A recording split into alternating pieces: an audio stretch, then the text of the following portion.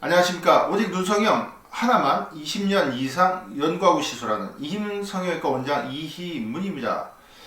이희문 성형외과 TV는 아주 많은 사례들을 바탕으로 여러분들께 눈 성형에 관한 모든 것을 재밌게 쉽게 설명드리고 있습니다.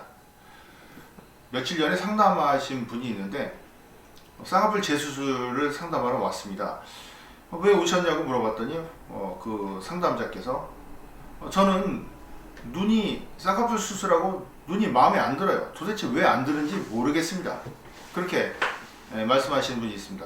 그렇지만 저희가 그 환자가 뭐가 마음에 안 드는지를 기록하는 난에 뭐라고 적어야 되기 때문에, 그래서 뭐가 도대체 구체적으로 마음에 안 드시나요? 라고 물어봤는데 끝까지 모르겠다고 합니다. 그냥 마음에 안 든답니다. 그러면서 저보고 오히려 선생님 보기에는 어떻습니까? 라고 이렇게 물어보신 분이 있습니다. 물론 제가 설명을 잘 해드렸습니다만 쌍꺼풀 수술을 받고 나서 그냥 마음에 안 든다. 그러면 대개는 그 주변, 뭐 예를 들어서 시술한 병원이라든가 주변에서 공감을 받거나 인정받기가 쉽지가 않습니다. 왜냐하면 예를 들자면 쌍꺼풀 수술을 했더니 눈이 짝짝이다, 눈이 꺼졌다, 풀렸다 라든가 뭐 구체적인 뭐 그런 게 있어야 되는데 그냥 마음에 안 든다. 그렇게 된다면 그 왜 마음에 안 드는지 몫은 물론 본인의 마음속에 있겠죠. 그렇지만 유능한 성형외과 전문의라면 그 원인을 찾아서 설명을 해주고 진단을 해주는 것이 중요하지 않을까 생각을 해봅니다. 이분 같은 경우가 바로 그런 경우입니다. 쌍꺼풀 수술을 했는데 그 점만 못하다, 인상이 나빠졌다, 친구들이 그러는데 별로라고 한다. 주변 친구들 반응도 중요합니다. 그런 동년배 그룹에서 처음에 누가 쌍꺼풀 수술했는데 좀 별로야 라고 얘기를 하면 한 번 정도는 넘어갑니다. 그런데 3번 이상 들으면 그때부터는 우울증이 생겨서 밥도 못 먹습니다. 그만큼 이 눈은 얼굴에서 특히 젊은 분들한테는 아주 예민한 부위입니다. 이분 같은 경우는 지금 수술하고 나서 더 그 정도 못하다고 했는데 그 이유가 무엇일까 제가 분석을 해보겠습니다. 첫 번째는 약간 졸려 보입니다. 그래서 눈빛이 어두워 보이거나 피곤해 보입니다. 그리고 또 하나는 눈 앞쪽에 잘 보면 흉터가 있습니다. 절개선이 앞쪽으로 이어질 때 바깥으로 빠지면, 이렇게 아웃라인으로 빠지면 흉터처럼 보입니다. 물론 뭐 서양인들이라든가 그렇게 아웃라인이 원래 있는 분들은 괜찮죠. 그렇지만 한국인의 경우에서 아웃라인으로 선을 뽑을 때는 정말 눈이 예뻐야 됩니다. 그러면 이분은 왜 아웃라인 선이 흉터처럼 보이냐? 지금 보면 눈 앞쪽이 기울어져 있습니다. 그러면서 내안각이 뾰족하게 둥글게 돌아갑니다. 이런 경우에 이런 부분, 바탕이 마음에 안, 즉 바탕이란 게 뭐냐면 내안각 자체가 이렇게 예쁘게 지금 이런 식으로 90도로 올라가는, 45도로 올라가는 것이 아니고 좀 뭉뚱그려진 듯한 모양입니다. 이런 모양의 쌍꺼풀 라인이 어울리지 않기 때문입니다. 그러니까 좀 쉽게 말씀드리면, 만약에 제가 체중을 줄이고 운동을 해서 몸매가 아주 좋아요. 그러면 어떤 옷을 입어도 옷이 폼이 납니다. 그런데 몸매가 안 되면은 어떻게 좋은 옷을 입어도 옷이 좋아 보이지 않는 거나 같습니다. 그러니까 쌍꺼풀 라인이 제대로 보이고 아웃라인까지 어울리려면 이런 눈 모양들, 이런 부분들이 이렇게 마치 둥글게 뭉개진 듯한 이런 내안각, 졸려 보이는 눈, 그리고 눈 앞쪽으로 기운 부분, 이렇게 기울었지 않습니까? 둥글지가 못하고 지금 이쪽 보면 둥글게 나가지 않습니까? 그래서 이 부분이 기울어져 있는 상태. 이런 상태면 그 어떤 쌍꺼풀 라인도 어울리기 어렵고, 더더군다나 그 라인이 아웃으로 빠지면 흉터처럼 보일 수밖에 없고 부자연스럽다는 말씀을 드리는 겁니다. 그래서 결국 정리를 하자면 졸려 보이고 눈 앞쪽으로 기울었다, 그리고 선이 바깥으로 빠지면서 앞팀 흉터처럼 보인다. 바로 이런 문제들을 갖고 있는 것입니다. 자, 수술에는 그런 문제들을 해결했기 때문에 좀 많이 좋아졌습니다.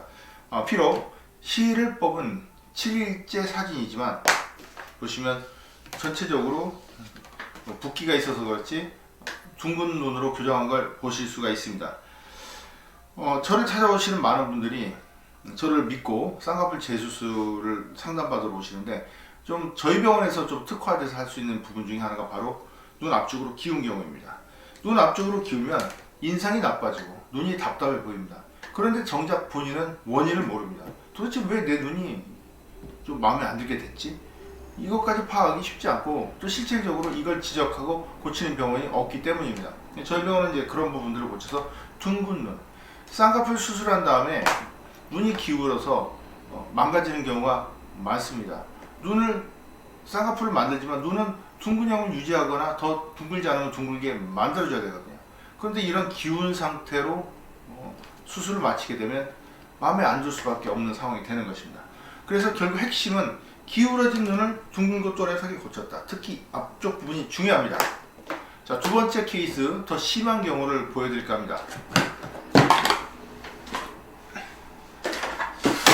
이분도 똑같은 그런 이유로 저를 찾아오신 분인데요. 보시면 이렇게 눈이 많이 기울어 있습니다. 언뜻 보면 왜 이렇게 기울었을까 할 정도로 눈이 기울어서 눈동자가 눈 앞쪽으로 기울게 되면 눈동자 자체가 이렇게 외상방으로 외반되는 사시 증상이 나타나기도 합니다. 수술 전에는 눈동자가 사시가 없었습니다. 그런데 수술 후에 이렇게 약간 눈동자가 먼 산을 보는 것처럼 이렇게 바깥쪽으로 이동하는 경우가 있습니다. 좀 놀라운 사실 현상입니다. 정확한 원인은 밝혀져 있지 않지만 제가 오랜 기간 동안 수술하면서 보면 눈이 졸려 보이거나 특히 앞으로 기울면 눈동자가 바깥으로 갑니다. 그러면 이걸 이제 외사시라고 할 수도 있고 그거에 따른 약시가 생깁니다. 약시라는 거는 빛이 이렇게 들어오는데 망막에 상을 맺지 못하고 비껴 맺는 것입니다. 시력이 떨어질 수밖에 없겠죠. 수술한 다음에 사진을 보시면 이렇게 또렷한 눈으로 교정을 했습니다. 수술 직후 사진입니다. 이번의 문제는 지금 눈 앞쪽으로 기운 부분입니다. 눈 앞쪽이 기울면 이렇게 앞쪽 라인이 두껍게 나옵니다. 그리고 눈동자를 가리겠죠. 그리고 좀 전에 말씀드린 그런 사시 증상도 나타나게 됩니다. 문제는 눈 앞쪽이 기운 거, 이 부분. 눈 앞쪽이 기울여서 제가 화살표를 만들었죠. 이 화살표 방향으로 기운다면 눈 앞쪽이 두꺼울 뿐만이 아니고 내안각이 좁아집니다. 이 부분이 내안각이거든요. 코 쪽에 있는 그런 눈의 끝쪽, 이 부분이 내안각입니다.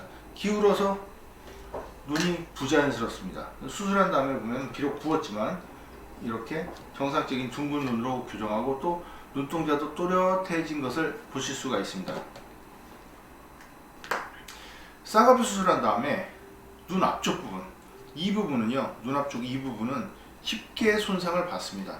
뭐가 손상을 받는다는 말씀이냐면 눈 안쪽에는 눈 뜨는 근막이 이렇게 있습니다.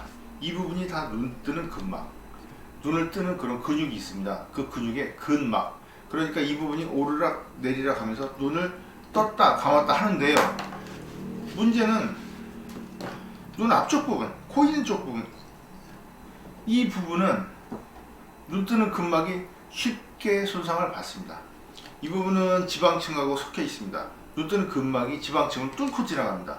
그래서 그냥 수술하다 보면 특히 좀 잘 아시는 분, 우리가 흔히 VIP 환자라고 하죠. VIP 환자의 경우는 좀 꼼꼼하게 해주겠다 해서 더 열심히 하다 보면 이렇게 기울어집니다. 이 부분에 손상을 받는 거죠. 수술한 다음에 눈 앞쪽이 기울면 뭔가 이상하겠죠? 아, 저 붓기 빠지면 괜찮습니다. 기다려봅니다. 붓기가 빠졌는데도 계속 기울어요. 그러면 기운 것 자체를 알아내야 되고요. 눈이 이상하다면 왜 기운 것 자체를 알아내야 되는데 그걸 판단을 해야 됩니다. 의사가 해야 되겠죠, 당연히.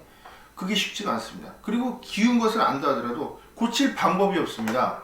그만큼 눈 앞쪽에 기운 거, 지금 제가 정확히 말씀드리면 눈이 둥글지 않고 기울었다. 이 부분은 상당히 수술 결과, 그러니까 미적인 부분에서 상당히 안 좋은 영향을 주는데도 불구하고 고칠 방법이 없습니다. 그래서 저를 많이 찾아오십니다. 저는 이제 이런 수술을 전문적으로 하거든요. 눈 앞쪽이 기울고 꺾이고 삼각형으로 되고 내안각이 뾰족해졌습니다. 좁아지고 그런 경우라면 이 원인을 파악하고 눈 앞쪽에 있는 눈 뜨는 근막을 복원을 할 수 있어야 되는데 그런 부분이 어려워서 저를 많이 찾아오십니다. 저는 이 연구를 오랜 기간 동안 지금 해서 이렇게 성공적인 시술을 하고 있습니다. 제가 두 가지 경우, 눈 앞쪽이 기울어서 수술 후에 마음에 안 드는데 도대체 뭐가 문제인지도 본인이 스스로 본인조차 파악을 못하는 그런 경우, 그 두 가지의 경우지만 제가 이런 수술을 오래 해왔기 때문에 비슷한 분들이 저를 많이 찾아오십니다. 자, 오늘은 이렇게 눈압쪽이 기울면서 눈에 영향을 주는 그래서 쌍꺼풀 재수술이 필요한 사례들을 설명드렸습니다. 시청해 주셔서 감사합니다.